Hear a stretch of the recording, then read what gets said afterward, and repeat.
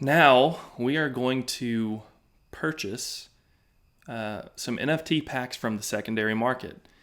This is starting to get into the really fun part. I know I've said that a couple of times, but basically after this step, we have one more step before we can open this pack. So we can see here in my balance in AtomicHub that I have 193 wax.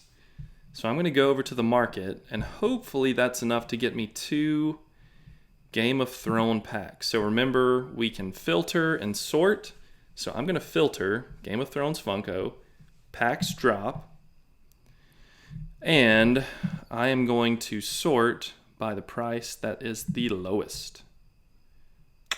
So I'm not quite going to have enough to purchase 2 packs, so that's fine. I'm just going to buy one so I can show you the process. All you have to do is press buy. You can see I'm going to purchase with my wax balance and then press buy. So it's creating a transaction. I have to approve this request.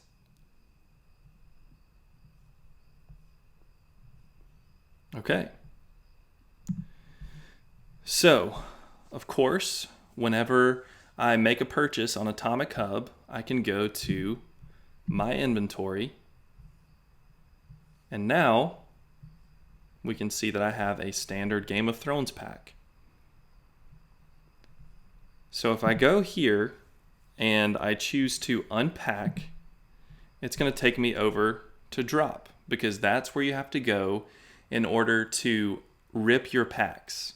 So in the next video, I'm going to show you how to transfer NFTs from AtomicHub over to your drop account.